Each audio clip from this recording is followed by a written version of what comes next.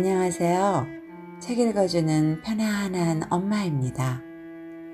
오늘은 프랑스의 소설가이자 극작가인 알렉산드르 듀마피스의 명작 춘희 중에 일부분을 읽어드리려고 합니다. 알렉산드르 듀마피스는 1824년 프랑스 파리에서 벨기에 태생인 미싱사의 사생아로 태어났습니다. 그는 편모스라의 불우한 환경에서 자라났으나 어머니의 노력으로 당시 파리에서도 유명한 사립학교인 생 빅토르 기숙학교와 부르봉 고등학교에서 우등생으로 공부하였습니다. 그러자 그의 실제 아버지이며 몽테크리스토 백작의 저자인 알렉산드르 듀마베르가 그를 자신의 아들로 인정하여 졸업과 동시에 집으로 데려가 생활하였습니다. 이후 무명작가 시절을 거쳐 1848년 춘희가 발표되면서 대중적인 인기와 함께 문단의 인정을 받았습니다. 이 소설의 소재는 파리의 고급 창녀이며 미모로 당시 이름을 떨쳤던 마리 듀프레시를 모델로 하여 그의 실제 경험을 소설화하였다고 합니다.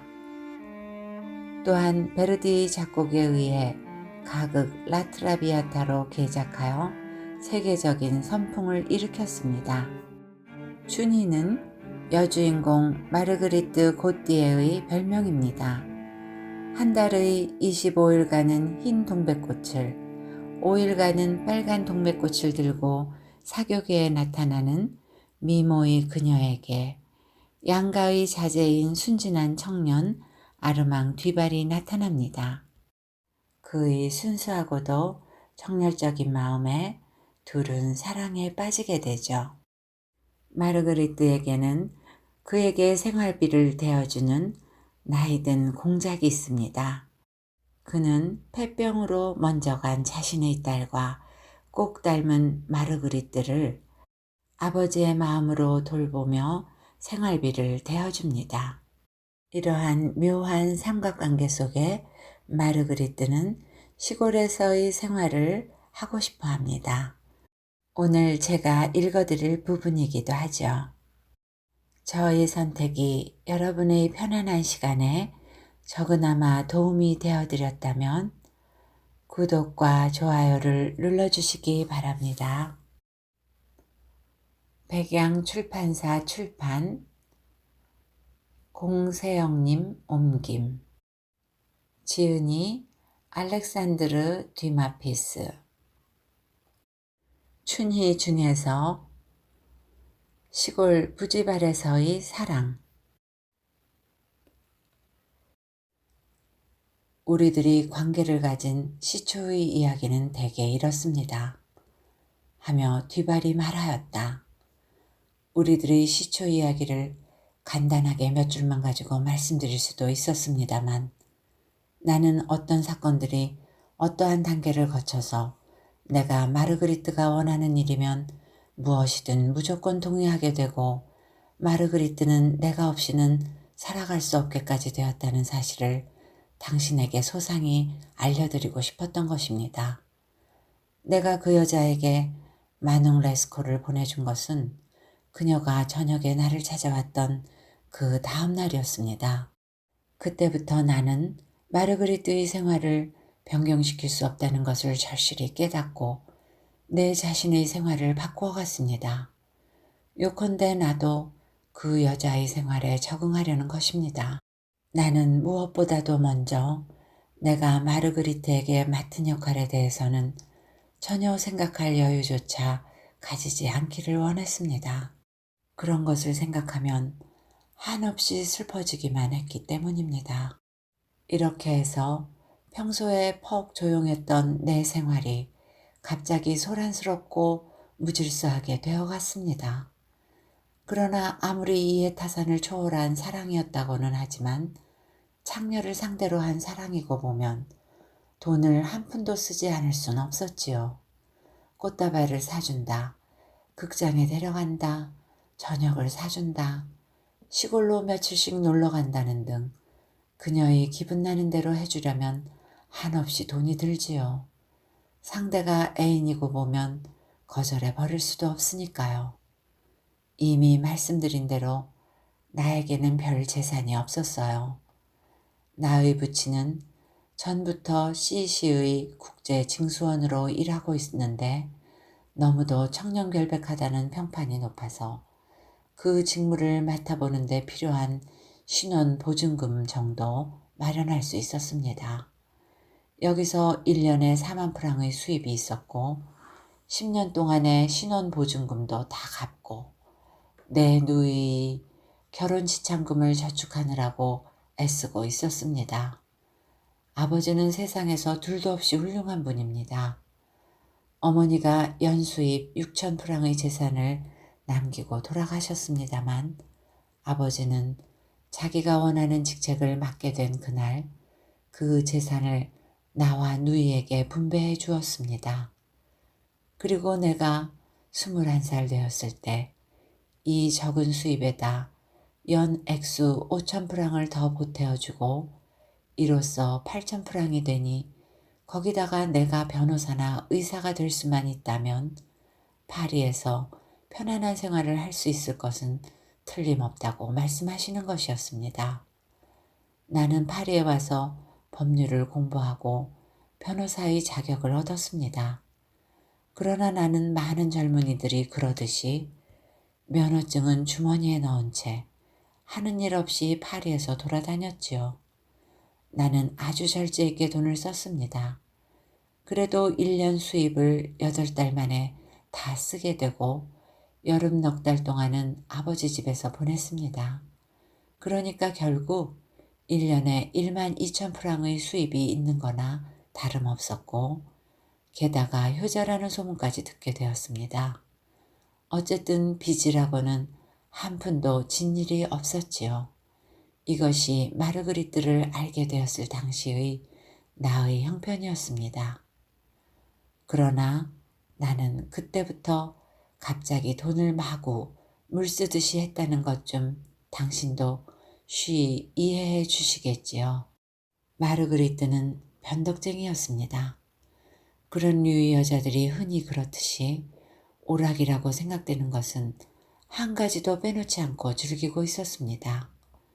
아무튼 오락을 즐기기 위하여 쓰여지는 돈만 해도 엄청난 돈이었습니다.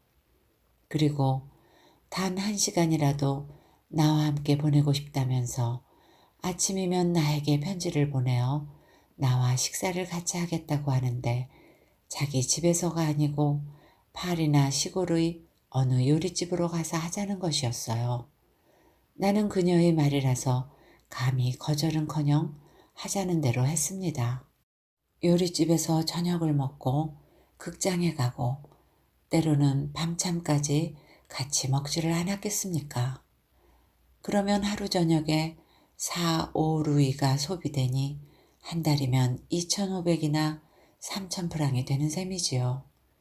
그러니 나의 1년은 석 달 반으로 줄어들게 되어 빚을 지든지 마르그리트와 헤어지기보다는 어떤 곤란이라도 감수하는 것이 낫겠다고 생각했습니다. 이렇게 세밀한 일까지 다 말해서 미안합니다만 이런 것들이 앞으로 일어나는 여러 가지 일의 실마리가 되니까요. 내가 말하고 있는 것은 꾸밈없는 진실한 이야기입니다. 그래서 그 이야기의 세밀한 부분까지도 하나하나 빼놓지 않고 사실 그대로 말씀드리는 것입니다. 그런데 이 세상의 그 어느 것도 내가 애인을 잊도록 할 수는 없는 이상 어떤 방법을 써서든지 그 여자 때문에 소용되는 많은 비용을 마련해야 한다는 것을 나는 깨달았습니다. 그리고 또 나는 이 사랑으로 제정신을 잃어버리고 잠깐만이라도 마르그리트와 떨어져 있으면 한순간이 몇 해나 되는 것처럼 생각되었고 따라서 자기를 잊게 해주는 무슨 일에든지 몰두하여 이런 순간을 소비하고 자기도 의식하지 못할 만큼 빨리 그 순간을 보내야 할 필요를 느꼈습니다. 나는 얼마 안 되는 내 재산을 저당으로 5, 6천 프랑을 빚을 내어 도박을 하기 시작하였습니다. 도박장이 폐쇄된 이후로는 어디에서나 도박을 할 수 있게 되었으니까요. 전에 같으면 프라스까디, 로마 근처에 있는 이탈리아의 도시에 가서 운수만 좋으면 횡재도 할 수 있었지요. 그때는 현금으로 노름을 했는데 설사 잃는 일이 있어도 요번에는 딸지 모른다는 생각으로 마음의 위로를 느낄 수도 있었지요. 그러나 지금은 돈 지불을 여전히 어느 정도 엄격하게 하고 있는 몇몇 구락부를 제외하고는 상당한 금액을 따더라도 돈을 받지 못할 것이 분명하지요. 그 이유야 당신도 쉽게 이해할 수 있겠지요.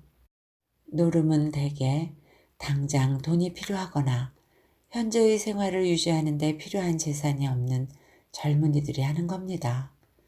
그래서들 도박을 하는데 그 결과는 당연히 이렇게 되는 것입니다. 즉, 설사 따더라도 이른 쪽에서는 상대가 말 타는 값이나 애인에게 쓸 용돈을 치러주는 셈이니 이건 아주 불쾌한 일입니다. 그래서 빚이 쌓이게 될 뿐 아니라 노름판에서 맺어진 교제는 결국 싸움으로 끝나기 때문에 언제나 명예나 몸이 다치는 수가 생기게 됩니다. 그리고 의젓한 신사라도 흠이라고는 20만 프랑의 연수입이 없다는 것뿐인 빈틈없는 젊은 신사들의 손에 걸려서 망신을 당하고 마는 겁니다. 노름판에서 속임수를 쓰거나 도망질을 치거나 늦게나마 유죄 판결을 받게 되는 친구들 이야기는 해드릴 필요도 없겠지요. 이렇게 해서 나는 눈이 뒤집힐 것 같은 소란스럽고 격렬한 생활에 몸을 던졌던 것입니다. 옛날 같으면 생각만 해도 구역질 나는 생활이었지만 당시로서는 마르그리트에 대한 나의 사랑에 불가결한 보충이 되었던 것이지요. 나로서는 달리 해볼 도리가 없더군요.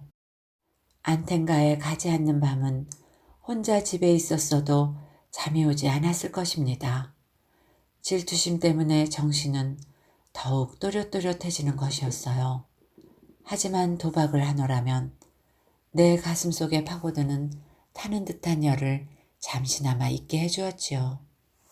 그리고 여자를 만나러 갈 시간이 될 때까지 나도 모르게 노름판에 정신을 잃고 마는 것이었어요. 그런데 내 애인을 찾아갈 시간이 되면 내 사랑이 얼마나 열렬했던가를 새삼스럽게 느끼게 되었지요.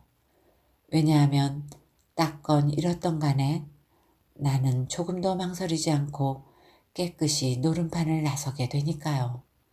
그리고 나처럼 애인을 만나러 가거나 그 밖의 딴 볼 일이 없는 축들을 생각하면 나는 그들이 불쌍하게 생각되는 것이었어요. 대부분의 사람들은 노름을 목적으로 노름판에 몰려있지만 나로서는 그게 하나의 약 처방에 불과한 것이었어요. 아무튼 나는 마르그리트만 잊을 수 있다면 도박에 손을 대지 않았을 것입니다. 나는 도박을 하면서도 언제나 냉정한 정신이었습니다. 이뤄도 내가 치를 수 있는 정도밖에는 잃지 않았고 따도 다음번에 잃을 정도밖에는 따지 않았습니다. 거기에다 재수가 좋은 편이었어요. 나는 도박을 시작하여 도박 때문에 빚을 진 일은 없었으니까요. 오히려 도박을 하여 거기에서 딴 돈을 썼는데 여느 때에 비해 세 갑절이나 돈을 쓸 수도 있었으니까요. 그러니 마르그리트의 별의별 변덕스러운 것도 쉽게 만족시켜 줄 수 있었습니다. 그 여자도 전과 다름없이 아니 그 이상으로 나를 사랑해 주었어요. 이미 말씀드린 바와 같이 처음에는 집에서 아침 6시까지만 그녀를 만나볼 수 있었는데 나중에는 가끔 극장의 특등실에 들어가서도 보게 되고 또 어느 때는 나와 함께 저녁 식사를 하러 가기도 했어요. 어느 날인가는 아침 8시에야 그 집을 나왔고 낮 12시에야 그 집에서 나오는 일도 있었어요.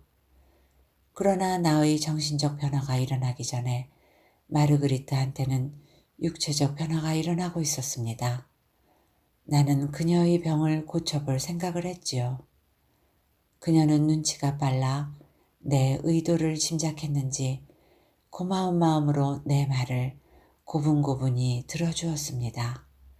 나는 그리 큰 충격도 주지 않고 힘들일 것도 없이 그녀의 옛날 버릇을 버리게 했어요. 의사를 데려다 보였더니 휴양과 안정만이 그녀의 건강을 보존할 수 있다고 했습니다. 그래서 밤잠을 먹거나 밤을 새우는 버릇을 버리게 하고 위생적인 조리를 시키고 규칙적인 잠을 자도록 했지요. 하고 싶어서 한 일은 아니지만 마르그리트는 이 새로운 생활에 길이 들어서 그 때문에 건강 상태가 좋아지는 것을 느끼게 되었어요. 벌써 그녀는 몇 밤이라도 자기 집에서 보내게 되고 날씨가 좋은 때는 어깨거리를 두르고 베일을 쓰고 나서서 나하고 샹젤리제의 어두컴컴한 가로수길을 걸으며 어린애들처럼 쏘다니기도 했습니다. 그 여자는 피곤해가지고 돌아와서는 가볍게 식사를 한 후 음악을 듣거나 독서를 한 다음에 잠자리에 들었습니다. 그리고 듣는 사람으로 하여금 가슴이 찢어지는 듯 하던 그 기침 소리도 이제는 거의 나지 않게 되었습니다. 6번째의 주일이 지나서는 공작은 문제가 아니었어요. 완전히 희생시켰지요. 공작에게만은 아직도 나와 마르그리트의 관계를 숨겨야 했습니다. 그러나 그 역시 내가 그녀의 집에 있는 동안은 아씨는 자고 있어서 아무도 깨우지 못하게 했다는 핑계로 퇴짜를 놓아 보내는 일까지 있었으니까요.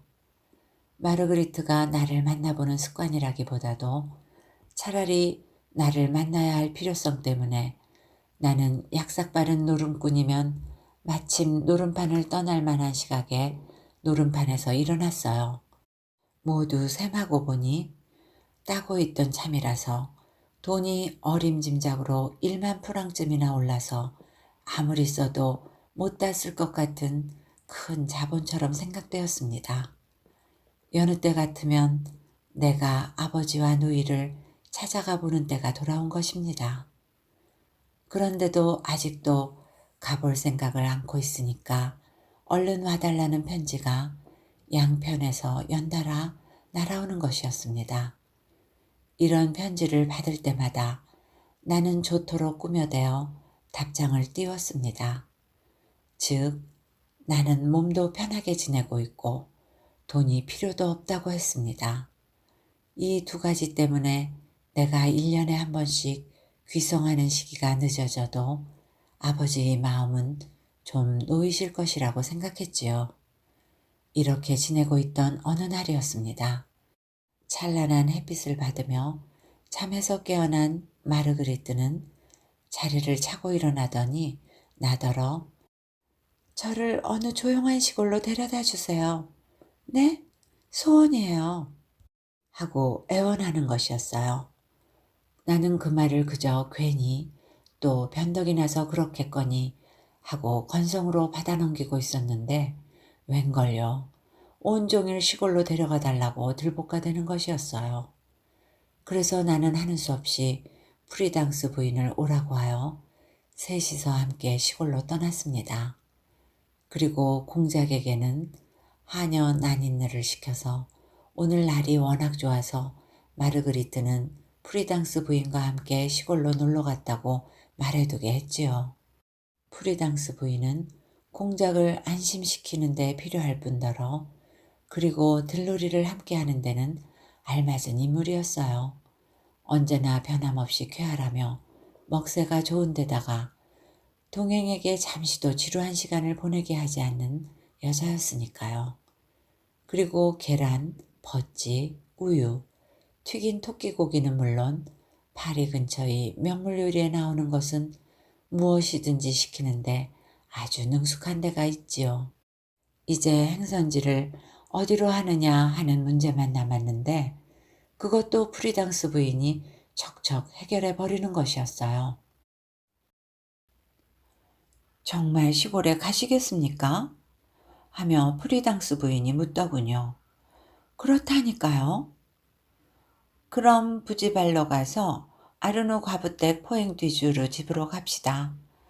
뒤발 씨는 가서 마차 한 대 불러와요. 이윽고 나는 마차를 불러왔습니다.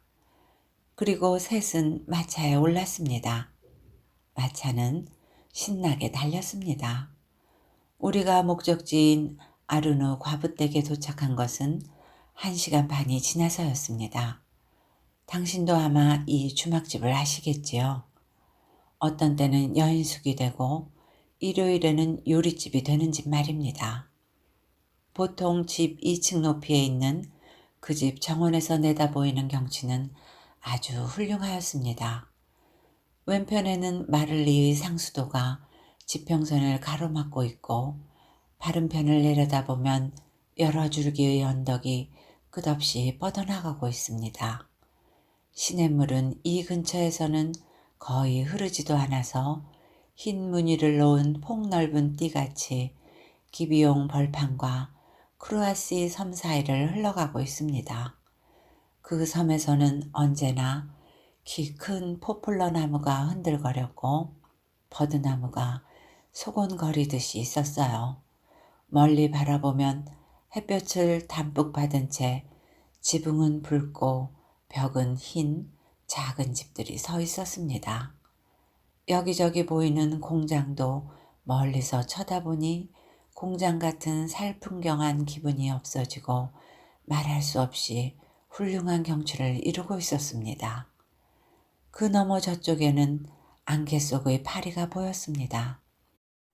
프리당스 부인이 얘기한 대로 그곳이야말로 진짜 시골이었고 점심도 그렇게 좋을 수가 없었습니다. 나는 여기서 얻은 행복함이 고마워서 이런 말을 하는 것은 아닙니다. 그러나 부지발의 이름만은 흉측하지만 우리가 기대했던 이상으로 정말 이상적이고 아름다운 시골이었습니다. 나는 여행도 많이 했고 아름답기로 유명하다는 시골도 많이 구경했습니다만 안아주듯 폭 둘러싼 언덕 밑에 이토록 아담하게 누워있는 이 마을만치 마음에 드는 곳은 본 적이 없었습니다. 아르느 부인이 우리들에게 뱃놀이를 권하자 마르그리트와 프리당스 부인은 기꺼이 찬성하였습니다. 사람들이 항상 시골을 사랑과 연결시켜 왔습니다만 그것은 옳은 일이었습니다. 사랑하는 여자를 앉혀놓을 배경으로는 푸른 하늘, 향기로운 솔솔바람, 꽃들, 벌판이라든가 우거진 숲의 찬란하고도 조용한 것보다 더 좋은 것은 없습니다. 아무리 한 여자를 사랑하고 그 여자의 과거로 미루어 보아 일생을 두고 사랑할 수 있다고 하더라도 누구든 몇 번쯤 서로 다투게 되거나 질투를 하게 되는 것은 어쩔 수 없는 일인가 싶었습니다.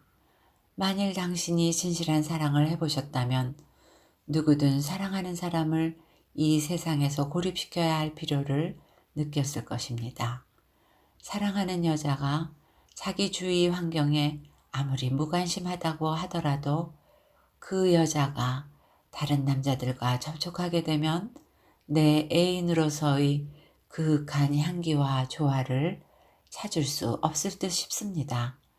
나는 다른 누구보다도 이 점을 절실히 깨달았습니다. 나의 사랑은 여느 사람과는 달랐어요. 나의 것은 사람이 가질 수 있는 극한의 사랑이었습니다. 나도 보통의 인간이 할 수 있는 데까지는 사랑하고 있었지만 상대가 마르그리트 고띠에입니다. 다시 말하자면 파리에 있으면 나는 한 걸음 걸을 때마다 그 여자의 애인이었던 남자나 혹은 내일이라도 그녀의 애인이 될지도 모르는 남자와 지나칠는지도 모를 일이지요. 하지만 시골에 와서는 아직 한 번도 만난 일도 없고 우리들과는 아무 상관도 없는 사람들 속에 섞여서 해마다 돌아오는 봄의 화려한 자연 속에 안겨 도시의 소음에서 멀리 떨어져서 나는 내 사랑을 남의 눈에서 숨기고 부끄러움이나 두려움 없이 사랑할 수 있는 것이었습니다. 시골에서 보는 마르그리트의 모습은 창녀의 모습이라고는 그 어디에서도 찾아볼 수 없었습니다. 다만 내 옆에 있는 한 젊고 예쁜 여자일 따름입니다. 내 사랑을 받고 나를 사랑해주는 마르그리트라는 이름을 가진 여자입니다. 과거는 이제 완전히 사라지고 미래에는 한 점의 구름도 없습니다. 태양은 가장 순결한 어떤 약혼한 처녀를 비춰주듯이 내 애인을 비춰주는 것이었습니다. 우리들은 둘이서 라마르틴의 시를 생각하도록 또는 스큐토의 음악을 노래하도록 일부러 만들어 놓은 것 같은 아름다운 그 근처를 함께 산보하였지요. 마르그리트는 흰옷을 입고 내 팔에 기대어 저녁에는 별이 총총한 하늘 아래서 그 전날 밤에 해주던 말을 되풀이해 주었습니다. 그리고 세상은 멀리 떨어져서 우리들의 청춘과 사랑이 펼치는 찬란한 구름 위에 그 검은 그림자를 던지는 일도 없이 제대로 돌아가고 있었습니다. 나뭇잎 사이로 비치는 뜨거운 햇빛이 그날 내 머리에 떠오르게 한 것이 대략 이 같은 공상이었습니다. 그때 나는 배를 대고 상륙한 이 섬의 풀밭 위에 길게 누워서 이제까지의 모든 인간적 구속에서 해방된 끝없는 생각에 묻히면서 머리에 떠오르는 희망을 하나하나 되새겨보고 있었습니다. 그리고 내가 있는 곳에서 바라보니 저 조그마한 3층 집이 보였습니다. 철책 너머 그 집 앞에는 비로드처럼 야들야들한 푸른 잔디밭이 있었습니다. 그리고 집 뒤에는 신비로운 숲을 이루고 있고 거기에는 전날 만들어진 오솔길이 아침이 되면 이끼 속에 사라져 없어질 것만 같았습니다. 넝쿨진 꽃이 사는 사람 없는 이 집의 계단을 덮고 2층까지 기어 올라가고 있었습니다. 그 집을 너무 오랫동안 쳐다보고 있었더니 그것이 마치 내 집인 것처럼 생각이 들더군요. 이 집이야말로 내가 꿈에 그리고 있던 꼭 그대로의 집이었습니다. 나는 마르그리트와 함께 거기서 살고 낮에는 언덕을 덮고 있는 숲속에서 보내고 저녁에는 풀밭 위에 앉아 있는 모습을 그려보았지요. 그리고 만일 그렇게 된다면 이 세상에 인간으로서 우리만큼 행복한 자가 있을까 하고 생각하였습니다. 어쩌면 정말 저렇게도 집이 아름다워요? 하고 마르그리트는 내가 쳐다보는 방향을 쳐다보며 말했습니다. 아마 나와 같은 생각을 하고 있었겠지요. 어디? 하고 프리당스 부인이 물었습니다. 저기 말이에요. 하며 마르그리트는 그 집을 손가락으로 가리켰습니다. 어머나 기가 막히는군요. 마음에 들어요? 하며 프리당스 부인이 대답했습니다. 내 맘에 딱 드는데요. 그럼 공작에게 말해서 얻어달라고 해요. 틀림없이 얻어줄 거예요. 좋다면 내가 말해드리죠. 마르그리트는 마치 내 의향을 묻는 듯이 나를 쳐다보았습니다. 프리당스 부인의 이 마지막 말에 내 꿈은 사라지고 말았습니다. 그리고 나는 너무나 비참하게 현실 세계로 되돌아와 한동안 얼떨떨해 하고 있었습니다. 그거 참 좋은 생각이군요. 하고 나는 내 자신이 무슨 말을 하고 있는지도 모르고 더듬거리며 말했습니다. 그럼 내가 알선해 드리지요. 하고 마르그리트는 내 손을 잡으며 말했습니다. 나의 말을 자기 희망대로 해석한 것이지요. 좋아요. 우리 바로 가서 빌려줄 집인지 알아봅시다. 마침 집은 비어 있었습니다. 집세는 2,000프랑이었습니다. 여기 오면 행복하시겠어요? 하고 마르그리트가 내게 말했습니다. 내가 여기 올 수 있을지 어떨지 모르잖아요. 그런데 당신 때문이 아니면 내가 대체 누구를 위해서 이런 데 묻혀요? 그럼 마르그리트, 내가 이 집을 빌리게 해주세요. 당신 미쳤어요? 그런 짓은 말아요. 저는 당신이 그러는 것은 조금도 바라지 않아요. 그 문제에 대해서는 제게 맡겨두세요.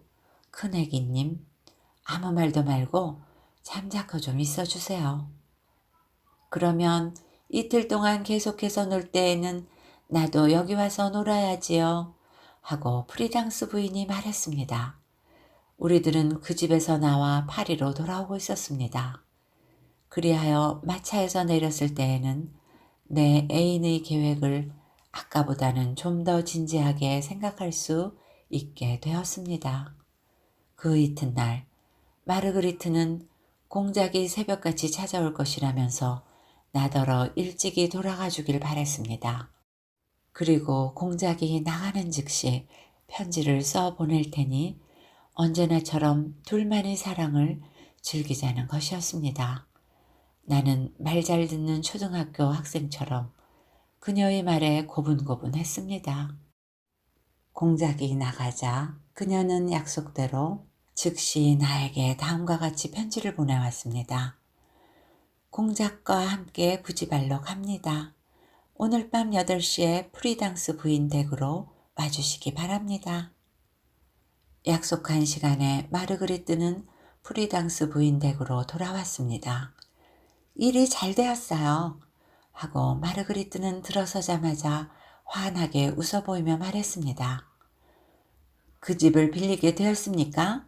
하고 프리당스 부인이 그녀에게 물었습니다. 네, 공작이 당장에 승낙해 주더라고요. 나는 공작과 전혀 모르는 처지이지만 이렇게 그를 이용하게 되는 것이 못내 미안하게 느껴졌습니다. 그것만이 아니라니까요. 하고 마르그리트는 다시 말하고 있었습니다. 또 뭐가 있었습니까? 나는 뒤발씨가 있을 곳도 마련해놨어요. 같은 집에 말이야? 하고 프리당스 부인이 웃으면서 물었습니다. 아니, 포행뒤 주르예요. 거기서 공작하고 둘이 점심을 먹었어요. 공작이 경치를 구경하고 있는 동안 아르누 부인에게 물었어요. 적당한 방이 있느냐고요. 그랬더니 마침 그런 방이 하나 있다는 거예요. 객실과 곁방과 침실로 되어 있어요. 그만하면 넉넉하다고 생각하는데 월세는 60프랑이랬어요. 어떤 환자라도 기분 전환이 되도록 가구도 다 갖추어져 있고요. 그래, 그것을 잡아두었어요. 잘했죠? 나는 대답 대신 마르그리트의 목을 껴안았습니다. 가서 보시면 아시겠지만 정말 좋아하실 거예요. 하며 마르그리트는 말을 계속했습니다. 당신은 작은 문의 열쇠를 가지세요. 저는 공장님에게 철제 굴타리 문의 열쇠를 주겠다고 약속했어요. 공장님은 낮에만 올 테니까 열쇠는 받지 않을 거예요. 우리끼리 얘기지만 공장님은 제가 변덕이 나서 파리에서 잠깐 떨어져 있으면 식구들이 시끄럽게 굴지 않으리라고 아주 좋아하는 것 같아요. 그렇지만 공장님은 제가 파리를 그렇게도 좋아하면서 어떻게 이런 시골에 파묻혀 지낼 생각이냐고 묻더군요. 그래서 제 말이 몸이 불편해서 좀 휴양을 해야겠다고 대답했지요. 그러자 공장님은 내 말을 믿지 않는 것 같았어요. 도대체 그 늙은 분은 가엾게도 늘 의심이 나서 끙끙 앓고 있어요. 그러니까 아주 조심해야 해요. 제 귀여운 뒤발씨, 거기서도 공장님은 감시인을 둘 것 같아요. 집을 빌려주는 것만이 전부가 아니에요. 내 빚도 갚아달라고 해야 해요. 불행하게도 제겐 아직 빚이 좀 있어요. 제 말대로 다 해도 괜찮을까요? 아무렴 하고 나는 대답해주고는 딴 애인이 있는 여자를 틈나는 대로 가로채어 새치기 사랑을 하고 있다는 수치심이 일어 그런 마음을 억누르려고 애썼습니다. 우리는 그 집을 샅샅이 둘러보았어요. 매우 만족하더군요. 공작은 이것저것 다 걱정해 주었어요. 이봐요. 참 하마터면 잊을 뻔했네요. 하며 마르그리트는 열렬히 나에게 키스해 주면서 또 말했습니다. 당신도 정말 운이 좋은 분이에요. 백만장자가 당신의 신방을 꾸며주는 것이에요. 나는 그저 침묵만 지키고 있었습니다. 이사는 언제 하는 거야? 하고 프리당스 부인이 그녀를 바라보면서 물었습니다. 될 수 있으면 빨리 할 생각이에요. 말과 마차도 가져가는 거야? 우리 집 세가는 모두 가져가야겠어요. 프리당스 언니, 제가 없는 동안에 집 좀 잘 봐줘요. 그 뒤 일주일이 지나 마르그리트는 시골집으로 이사했고 나도 포앵디주르에 머무르게 되었지요.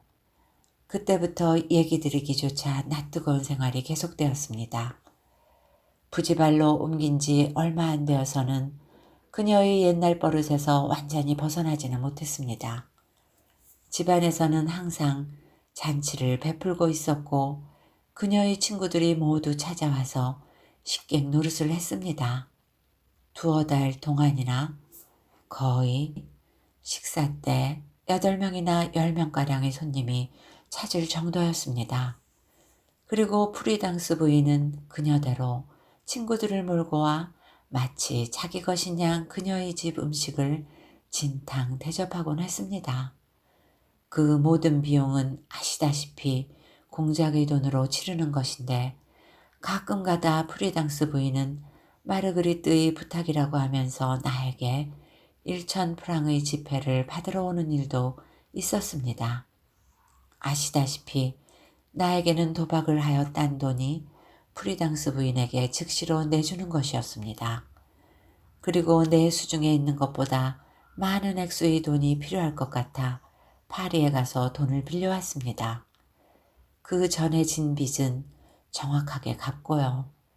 그래서 나는 집에서 보내오는 생활비는 계산하지 않고 그 외에 1만 프랑쯤 현금을 가지고 있었습니다. 마침내 마르그리트는 친구들을 접대하는 재미가 시들해진 것 같았습니다. 그것은 무엇보다도 비용 때문인 것 같았습니다. 그리고 마르그리트를 휴양시키려고 그 집을 빌렸던 공작도 이제는 오지 않게 되었습니다. 자기 얼굴을 보이고 싶지 않은 손님들이 언제나 여럿이 모여 있어 유쾌하게 떠들고 있어서 혹시 얼굴을 맞부딪힐까 두려웠기 때문이지요. 특히 이런 일이 있은 뒤로는 더욱 오지 않게 되었어요. 어느 날 공작은 마르그리트와 마주 앉아 저녁이나 먹으려고 와봤는데 저녁을 먹으려고 식탁에 앉을 시간이 되어도 15명의 손님들이 아직 점심상을 물리지 않고 있는 장면에 부딪히게 되었거든요. 공작은 무심코 식당 문을 열고 들어서자 그것을 본 식당방에 있는 그녀의 친구들은 하나같이 웃음을 터뜨리며 그를 맞았지 뭡니까? 공작은 거기 모인 여자들의 무례한 환성에 몸둘 바를 몰라 하고는 황급히 식당 문을 닫고는 물러가야 했습니다. 그때 마르그리트는 자리에서 일어나 건너방에 있는 공작한테로 와서 온갖 아양과 재롱을 떨며 자기 친구들의 무례한 행동을 용서해 달라고 했으나 공작은 끝내 화를 풀지 못한 것 같았습니다. 이윽고 공작은 마르그리트에게 말했습니다. 내가 미쳤지. 내 집에 와서 내 집에 온 손님들에게 모욕을 당하다니. 그런 분위기를 만든 여자에게 돈을 치러주기는 이제 실증이 났어. 이렇게 쏘아붙이고는 몹시 노한 표정을 지어 보이며 떠나버렸습니다. 이런 일이 있은 뒤로는 아무에게서도 공작 소식을 못 듣게 되었습니다. 마르그리트는 손님을 멀리하고 지금까지의 생활 방법을 바꾸었지만 아무 소용도 없었습니다. 공작으로부터는 여전히 아무런 소식도 없었습니다. 그 때문에 득을 본 것은 나였습니다. 마르그리트는 완전히 내 것이 되었으니 내 꿈도 마침내 실현되는가 보구나 싶었습니다. 마르그리트는 이제 나 없이는 견디지 못하게 되었습니다. 나중에 어떻게 되었든 그런 건 조금도 겁내지 않고 마르그리트는 우리들의 관계를 공공연하게 세상에 털어놓았습니다. 그리고 나는 그녀의 집에 들어앉게 되었고 하인들에게서는 날이라고 불려졌고 공공연히 그들의 주인으로 인정받게 되었습니다. 프리당스 부인은 이 새로운 생활 방식에 대해서 마르그리트에게 여러 번 설교를 하였습니다. 그러나 마르그리트는 자기가 나를 사랑하고 있으며 나 없이는 살아갈 수 없으니 어떤 일이 있더라도 나와 함께 살아가는 행복을 포기할 수는 없다고 대답하였습니다. 그리고 그것을 만족하게 여기지 않는 사람들은 찾아오지 않아도 좋다고까지 덧붙였습니다. 이런 일은 내가 어느 날 프리당스 부인이 마르그리트에게 무슨 중요한 이야기가 있다고 말하는 얘기를 듣고 둘이서 문을 닫고 들어가 있는 방문 옆에서 엿듣고 알게 된 것입니다. 그 후 며칠이 지나서 프리당스 부인이 다시 찾아왔습니다. 그 여자가 들어왔을 때 나는 마침 정원 한쪽 모퉁이에 있었기 때문에 그 여자는 나를 볼 수 없었습니다. 마르그리트가 그녀를 마중 나오는 것으로 보아 나는 지난번에 엿들은 것과 비슷한 대화를 또 할 것이라고 믿고 이것도 들어보기로 마음먹었습니다. 두 여인은 내실로 들어가더니 문을 닫았습니다. 나는 가만히 귀를 기울였습니다. 그래, 어떻게 됐어요? 하고 마르그리트가 다급한 목소리로 물었습니다. 공작을 만나보긴 만나봤는데 그분이 뭐라고 하던가요? 저번의 일은 용서해 주겠대요. 그러나 마르그리트가 뒤발이라는 젊은이와 공공연히 동거생활을 하고 있는 걸 안 이상 그건 용서할 수 없다는 거예요. 마르그리트가 그 젊은이와 헤어져 주기만 한다면 옛날처럼 달라는 건 무엇이든 다 주겠지만 그렇지 않으면 어떤 부탁이든 단념하는 것이 좋을 거요. 하더라고요.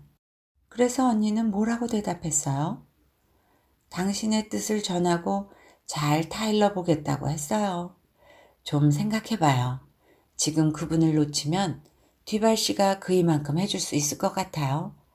하긴 뒤발 씨가 아가씨를 정성껏 사랑하고 있는 것은 사실이지만 뒤발 씨에겐 아가씨 생활 비용을 댈 만한 힘이 없잖아요. 그러니 어쨌든 언젠가는 뒤발 씨도 아가씨와 헤어져야 할 날이 올 게 아니겠어요? 그렇게 되면 이미 때는 늦어버려서 공작도 아가씨에겐 아무런 도움을 주려 하지 않을 거예요. 어디 내가 뒤발 씨에게 이야기해 볼까요? 프리당스 부인의 이 말에 그녀는 침묵을 지키고 있었습니다. 그녀는 무엇인가 깊이 생각하고 있는 것 같았어요. 그녀의 대답을 기다리는 동안 내 가슴은 몹시 두근거렸습니다. 이윽고 그녀는 비명처럼 안 돼요 하는 것이었어요. 이어서 그녀는 말하고 있었어요. 나는 뒤발 씨와 헤어지지 않겠어요. 그분과 함께 사는 것도 숨기지 않겠고요. 어리석은 짓일지는 모르지만 나는 그분을 사랑해요. 할 수 없잖아요. 뿐만 아니라 그분도 이젠 아무 거리낌 없이 나를 사랑하는 것이 습관이 되어버렸어요. 하루에 단 1시간이라도 떨어져야 한다면 얼마나 괴로워할지 몰라요. 더욱이 나는 이제 얼마 살지도 못할 텐데 얼굴만 보아도 내 자신마저 늙어질 것 같은 그런 늙은 분 기분을 맞춰가며 불행하게 살아가고 싶지는 않아요. 돈이 아까우면 쓰지 말라지요. 나는 그 돈 없이 지내볼 테니까요. 그럼 그 공작은 어떻게 되지? 그건 제가 할 게 뭐예요? 프리당스 부인은 틀림없이 무엇이라고 대답하려는 판이었습니다. 그러나 그때 내가 불쑥 들어가서 마르그리트의 발밑에 몸을 던지고 이렇게까지 사랑받는 기쁨에 넘쳐 흘러내리는 눈물로 그 여자의 손을 적셨습니다. 나의 생명은 당신 것이에요, 마르그리트. 그런 남자는 이제 소용이 없어요. 내가 여기에 있잖아요. 내가 어찌 당신과 헤어질 수 있단 말입니까? 당신이 내게 준 행복을 난 얼마나 감사하고 있는지 몰라요. 이젠 아무 속박도 받을 것 없어요, 마르그리트. 우리는 서로 사랑하고 있잖아요. 다른 것이 무슨 상관이 있겠어요? 네, 그러면요. 저도 당신을 말할 수 없이 사랑하고 있어요, 디발씨. 하며 마르그리트는 두 팔로 내 목을 껴안으며 속삭였습니다. 나도 이렇게까지 당신을 사랑하게 될 줄은 몰랐어요. 우리 행복하게 살아요. 고요히 살아가요. 나는 지금 생각하면 얼굴이 붉어지는 지금까지의 생활과는 영원히 이별하겠어요. 당신도 내 과거는 나무라지 않겠지요? 네? 내 목소리는 흐느낌에 겨워 말이 막혀버렸습니다. 나는 아무 말도 못하고 다만 마르그리트를 내 가슴에 꼭 껴안을 뿐이었습니다. 자, 그럼 공작에게 이 광경을 말해줘요. 그리고 이제 공작의 신세를 지지 않아도 좋다고 말해주세요. 하며 마르그리트는 프리당스 부인을 돌아다보며 감격적인 목소리로 말했습니다. 어쨌든 그날부터 공작은 문제되지 않았습니다. 마르그리트는 전에 내가 알고 있던 여자와는 딴판이었습니다. 그녀는 나를 처음 만나던 때의 생활을 내게 상기하게 하는 일은 무엇이든지 피하였습니다. 어떤 아내도 누이도 그 여자가 나에게 보여준 만큼 사랑과 정성을 가지고 자기 남편이나 오빠에게 대하지는 못했을 것입니다. 그녀의 병적인 천성은 어떤 인생에도 민감하고 어떤 일에도 감동되기 쉬웠습니다. 옛날의 친구들도 절교하고 습관도 버리고 말씨도 고치고 돈 쓰는 버릇마저 없어졌습니다. 내가 사들인 아담한 보트를 타고 뱃놀이를 하려고 우리들이 집을 나서는 모습을 본 사람은 누구나 흰 옷 입고 큼직한 밀짚모자를 쓰고 강바람을 막기 위해서 작은 비단 외투를 팔에 들고 있는 이 여자가 넉 달 전에는 그 사치스럽고 방자한 생활로 이름을 떨치던 그 마르그리트 고티에라고는 누구도 생각하지 못했을 것입니다. 우리들은 마치 이 행복이 오래 계속되지 못할 것을 예상한 것처럼 한시라도 행복하게 지내려고 서둘렀습니다. 2달 동안은 파리에 간 일도 없었습니다. 프리당스 부인 앞에서 말한 줄리 뒤프라는 마르그리트로부터 후에 내가 여기 가지고 있는 이 애절한 이야기를 맡게 될 여자입니다. 어쨌든 나는 나의 사랑하는 사람 곁에 하루 종일 있었습니다. 우리들은 정원 쪽으로 트인 창문을 열고 여름 햇볕이 만발한 꽃과 나무 그늘 아래서 뛰놀고 있는 것을 쳐다보며 지금까지는 마르그리트도 나도 알지 못했던 참된 생활을 둘이서 단풍 맛보았습니다. 그녀는 아무것도 아닌 하찮은 일에도 어린애처럼 감탄하기를 잘했습니다. 어느 날인가는 10살 먹은 소녀처럼 나비나 잠자리를 쫓으며 정원 안을 뛰어다니기도 했습니다.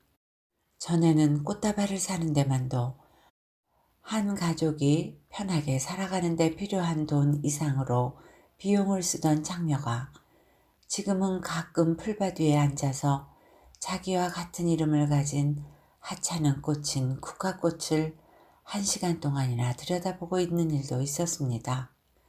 이 여자가 마농 레스코를 탐독한 것도 이때였습니다. 그녀가 이 책에 줄을 달고 있는 것을 나는 여러 번 보았습니다. 그리고 늘 여자가 진정으로 사랑한다면 마농 같은 짓을 할 수 없을 것이라고 말하고 있었습니다. 2서너 번 공작에게서 마르그리트에게 편지가 왔습니다. 그녀는 필적을 알아보고는 읽지도 않고 편지를 나에게 주었습니다. 그 편지의 문구는 내 눈에 눈물이 나게 하는 일도 때때로 있었습니다.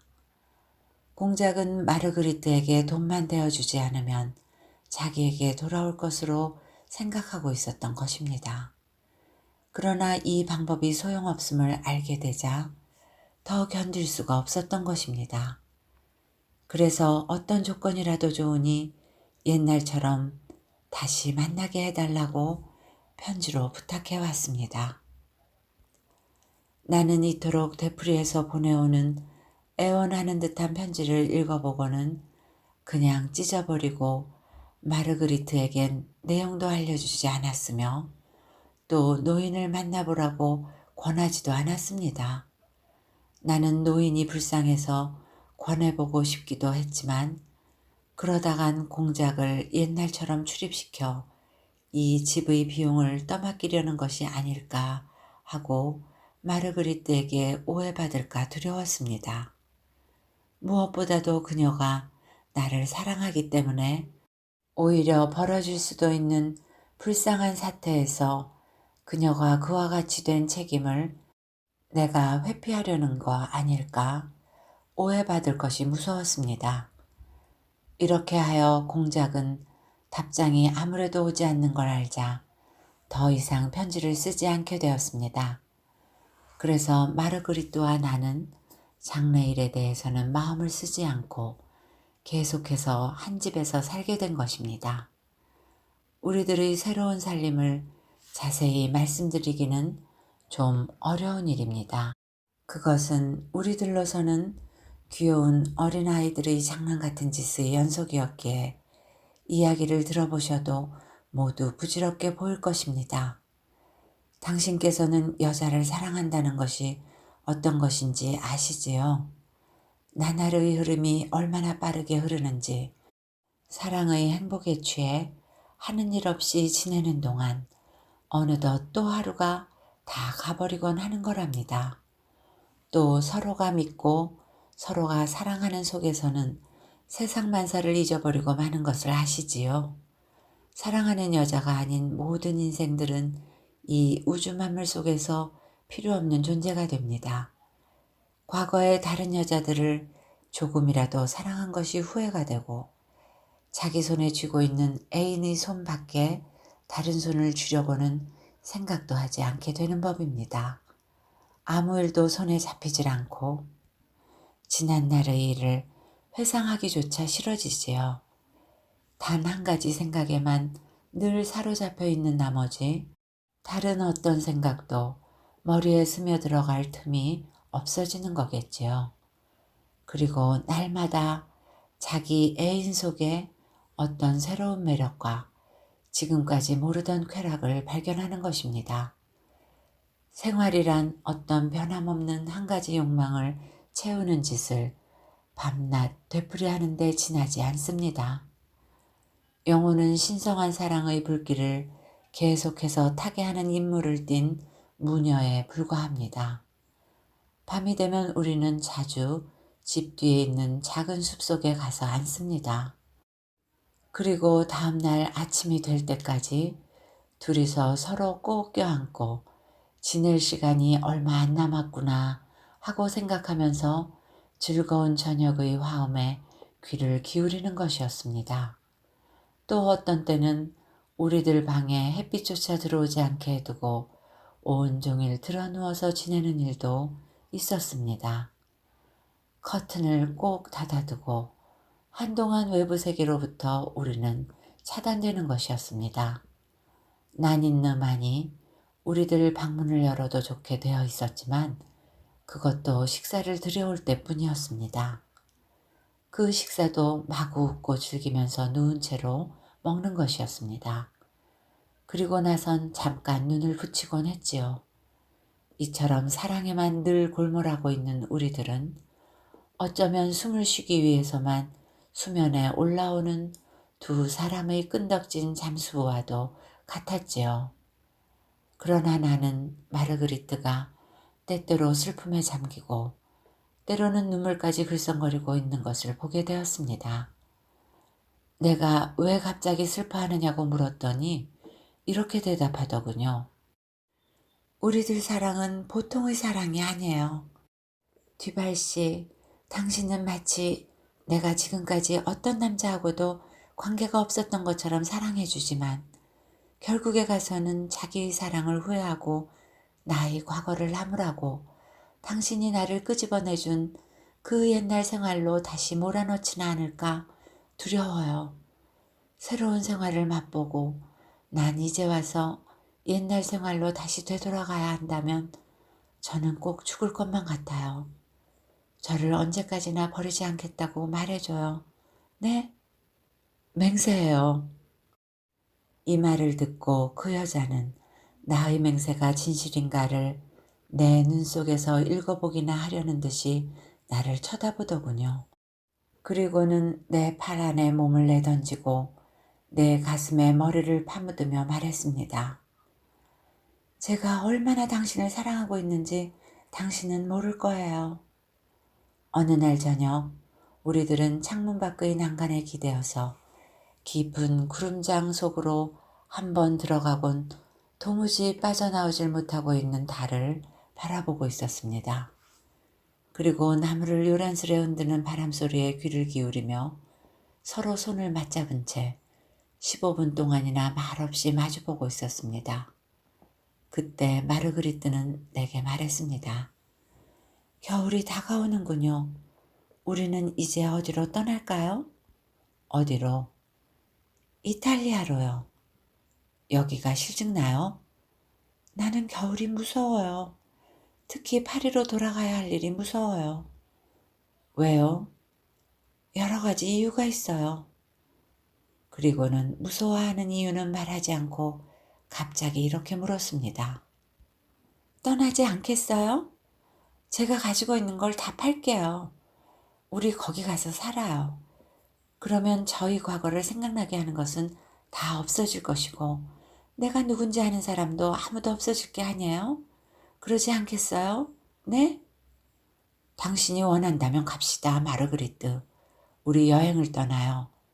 그러나 돌아와서 다시 보면 그리워질 물건까지 팔 필요가 어디 있겠소.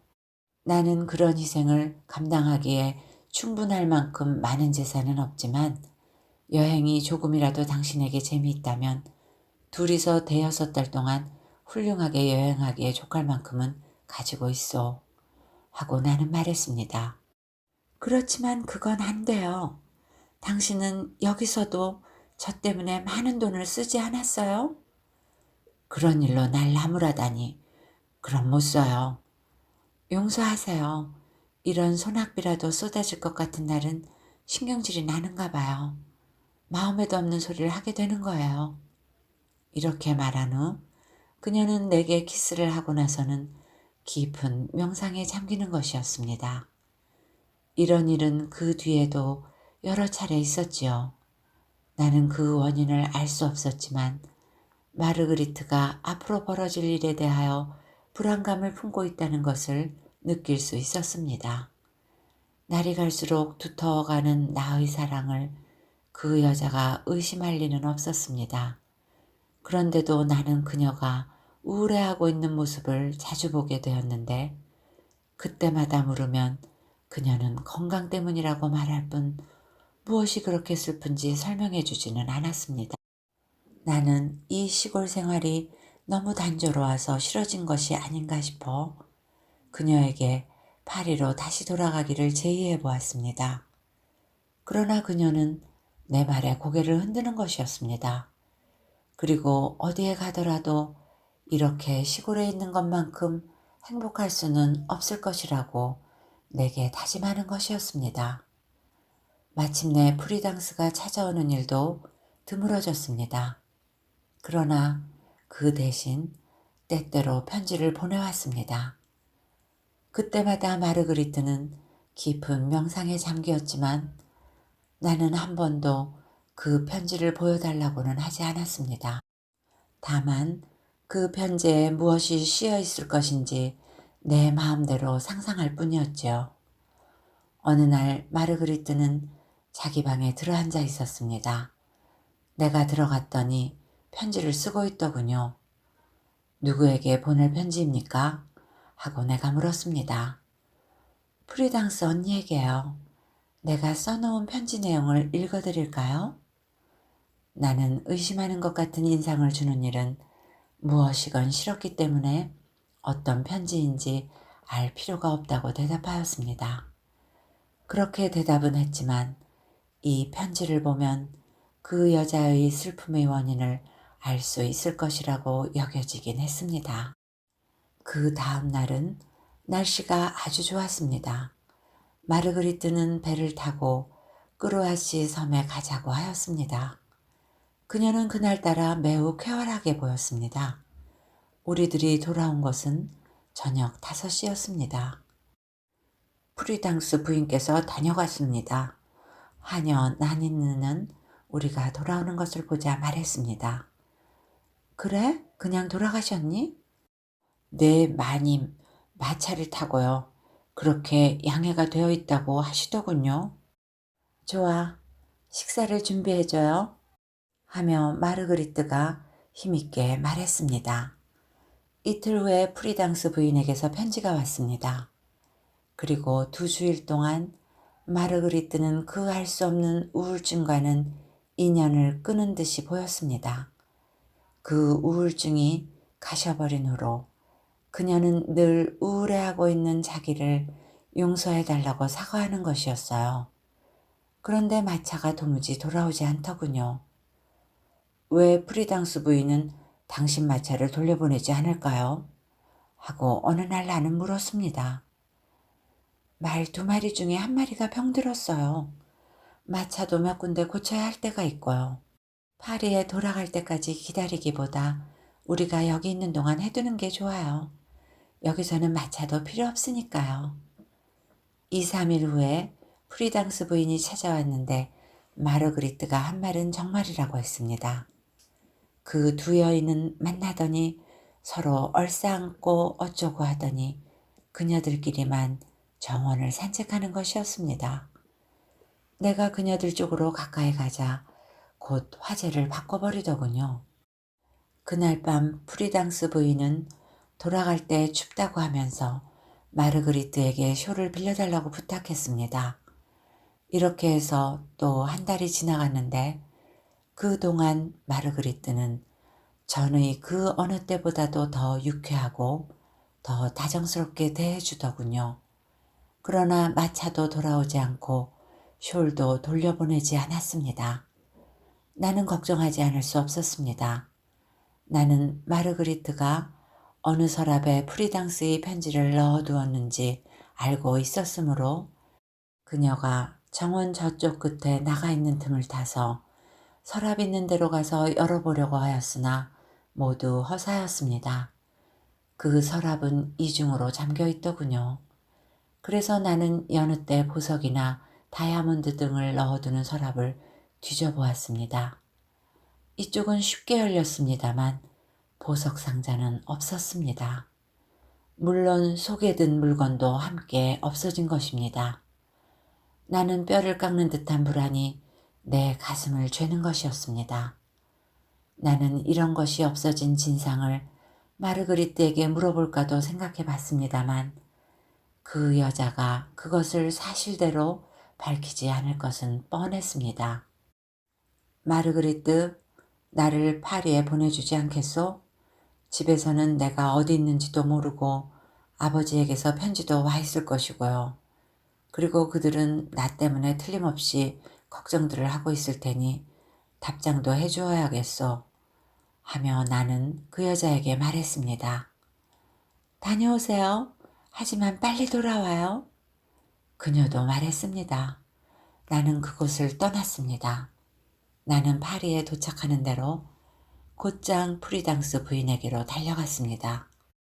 프리당스 부인, 솔직하게 말해주세요. 마르그리트의 말은 어디에 뒀습니까? 하며 나는 불쑥 물었습니다. 팔았어요. 숄은? 팔았어요. 다이아몬드는? 잡혔지요. 누가 팔고 잡히라고 했지요? 내가 했어요.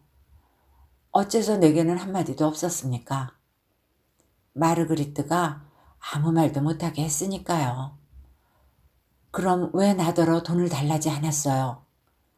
마르그리트가 싫어하는 걸요. 그 돈 어디다 썼어요? 빚 갚은데요. 그럼 마르그리트는 빚이 많은가 보죠? 아직 3만 프랑 정도 남아 있어요. 글쎄 내가 말하지 않았습니까? 당신은 내 말을 믿으려고 하지 않더니만 이렇게 되고 보니 이젠 깨달았겠지요? 공작이 갚겠다는 약속을 했기 때문에 가구상이 그를 찾아갔다가 그냥 쫓겨나오고 말았지 뭐예요. 그리고 이튿날 고띠의 양을 위해선 이제 아무것도 해줄 수 없다는 편지를 공작이 그 사람에게 써보냈다는군요. 그 사람이 돈을 청구하기에 먼저 당신에게 받은 몇천 프랑으로 그 일부를 치렀어요.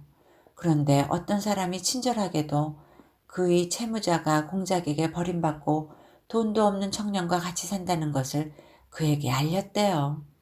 다른 채권자들도 같은 말을 듣고 돈을 청구하며 물건을 차압했어요. 마르그리트는 모두 팔아버리려고 했지만 시기가 이미 늦었고 나도 거기에는 반대였어요.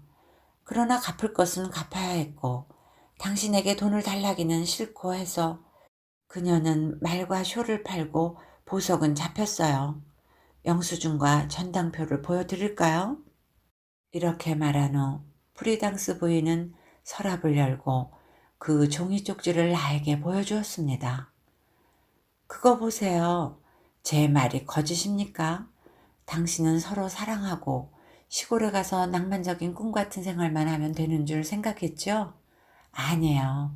절대 그런 게 아니에요. 관념적 생활이라 해도 그 뒤에는 반드시 물질적 생활이 따르게 마련이에요. 그리고 이승에서 아무리 깨끗하고 티 없는 결심을 한다 하더라도 그는 아무것도 아닌 것 같지만 실상은 쇠줄이어서 쉽사리 끊어지지 않아요.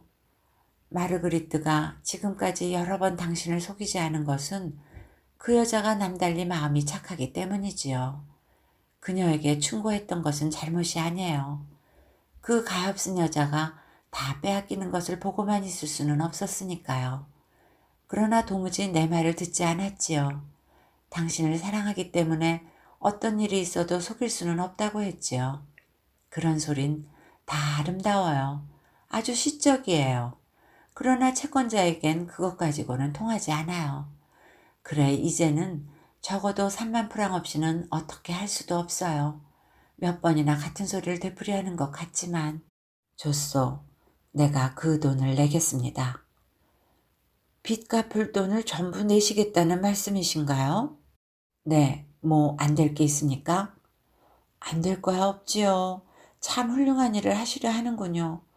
아버님과 싸움을 해서 돈 나올 구멍을 막아버리려는군요. 3만 프랑이란 돈이 하루 이틀에 만들어지지는 않아요. 뒤발씨, 당신보다는 내가 여자들 일을 더 잘 알아요. 그런 어리석은 짓은 하지 말아요. 언젠가는 후회할 테니까요. 좀 이성을 되찾으세요. 나는 마르그리트와 헤어지라고 말하는 것은 아니에요. 초여름에 살던 것처럼 함께 살면 돼요. 다만 그 여자가 혼자서 어떻게든지 이 곤경을 극복해 나가도록 내버려 두란 말이에요. 공작도 차차로 돌아오게 될 것이고 앤 백작도 그녀가 승낙하면 바로 어제도 나에게 말했습니다만 빚을 다 갚아주고 한 달에 4, 5천 프랑을 내어줄 거예요. 그는 1년에 20만 프랑이나 수입이 있으니까요. 그렇게 되면 그 여자는 신수가 터지는 거죠. 한편 당신은 어차피 그 여자와 언젠가는 헤어져야 할 것이니 그럴 바에야 파산할 때까지 기다릴 필요가 없지요. 더군다나 엠백작은 바보니까 당신이 마르그리트의 애인으로 그냥 있어도 괜찮을 거예요. 그 여자는 처음엔 좀 울겠지만 얼마 안 가서 그것의 습관이 될 거예요. 그리고 언젠가는 당신이 그처럼 해준 데 대해서 그녀가 감사할 날이 올 겁니다. 마르그리트는 시집을 가고 당신은 그녀의 남편을 속인다고 생각하세요. 그뿐이지요. 이런 것은 전에도 한번 말했어요. 다만 그때에는 충고에 지나지 않았지만 지금에 와서는 어떤 일이 있어도 내 말대로 해야 됩니다. 프리당스 부인이 나에게 해준 말은 나에게 있어 말할 수 없이 참혹한 얘기지만 그러나 아무리 생각해도 그게 현실이고 그렇게 하는 것이 옳은 말인 것을 어떻게 합니까? 프리당스 부인은 종이 쪽지를 치우면서 또 말을 계속하기 시작했습니다. 지금 형편이 대략 이렇게 되어 있습니다. 창녀들이란 남자들이 자기들을 사랑해 줄 것은 언제나 예측하지만 자기들이 사랑하게 되는 것까지는 미리 알 수 없지요. 그렇지만 그녀들도 돈을 저축해 두었다가 30살이 되면 돈은 없어도 마음에 드는 남자를 가져서 사치스럽게 살아볼 수도 있을 거예요. 내가 지금 아는 것을 옛날에 알았더라면 얼마나 좋았을지 모르겠어요. 어쨌든 마르그리트에게 아무 말도 하지 말고 그녀를 파리로 데리고 와요. 당신은 4, 5개월 동안이나 그 여자와 단둘이서 살았으니까 그렇게 하는 것이 당연해요. 이젠 눈 감아줘요. 당신에게 요구하는 건 이것뿐이에요. 2주일이 지나면 그 여자는 엠백작을 받아주게 되고 겨울 동안에는 돈을 모을 테니까 명년봄에 다시 둘이서 시작하면 돼요. 그렇게 해야 해요. 네? 이렇게 말하는 프리당스 부인은 자기가 한 충고를 만족하게 여기고 있는 것 같았지만 나는 그 말을 분명한 말로 거절했습니다. 내 사랑과 체면을 위해서도 그렇게 행동할 수는 없었을 뿐만 아니라 마르그리트도 결단코 다른 애인을 받아들이지는 않을 것이라고 나는 확신했습니다. 농담도 그 정도면 너무 하시는군요. 어쨌든 마르그리트가 돈이 얼마나 필요한지 정확히 말해봐요. 나는 프리당스 부인에게 강력히 말했습니다. 이미 말씀드렸잖아요. 3만 프랑이라니까요. 그런데 그 돈은 언제 필요하죠? 2개월 이내에요. 내가 만들어 드리지요. 나의 이 말에 프리당스 부인은 가소롭다는 듯이 입을 삐죽해 보였습니다. 나는 그런 행동에 반발이라도 하듯 또 말했습니다. 프리당스 부인에게 전달해주면 되겠지요. 그러나 마르그리트에게는 내가 돈을 주었다는 말을 해서는 안 돼요. 걱정 마세요. 그리고 그녀가 프리당스 부인에게 다른 물건을 팔거나 잡히려고 보내오거든 내게 알려줘요. 그런 걱정은 말아요. 이제 남은 것은 아무것도 없으니까요. 나는 프리당스 부인의 집에서 나와 곧 내 집으로 돌아왔지요. 그리고 아버지에게서 편지가 와 있지는 않나 하고 살펴보았습니다. 4통이 와 있었습니다. 이야기는 여기까지입니다.